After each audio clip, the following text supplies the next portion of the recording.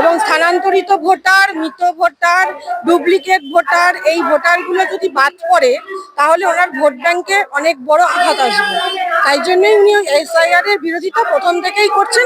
রাজ্যের মুখ্যমন্ত্রী মমতা বন্দ্যোপাধ্যায় ধর্নায় বসেছেন যাতে এসআইআর না হয়, কেন চাইছেন না এসআইআর এর বিরোধিতা এত করছেন? দেখুন, শুধু পশ্চিমবঙ্গেই তো এসআইআর হচ্ছে না, ভারতবর্ষের অন্যান্য রাজ্যেও এই এসআইআর পদ্ধতি চলছে।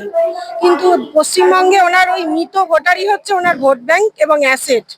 এবং স্থানান্তরিত ভোটার, মৃত ভোটার, ডুপ্লিকেট ভোটার, এই ভোটারগুলো যদি বাদ পড়ে তাহলে ওনার ভোট ব্যাংকে অনেক বড় আঘাত আসবে।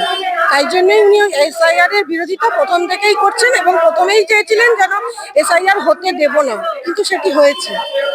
তাই এই লোক দেখানো এই আন্দোলন বা এই লোক দেখানো ধর্নার কোনো মানেই হয় না। ধর্না যদি করতেই হতো তাহলে উনি প্রথমেই করতে পারতেন। 2002 সালে যখন প্রথম এসআইআর হয়েছিল তাহলে তখন উনি কেন ধর্নায় বসেননি? জ্ঞানেশ কুমারকে রীতিমতো কালো পতাকা এবং গোব্যাক স্লোগান দেওয়া হচ্ছে। ভারতবর্ষের এমন একজন মহিলা মুখ্যমন্ত্রী যিনি সারাদিনই প্রায় বলতে থাকেন বাংলা এবং বাঙালির অস্মিতা।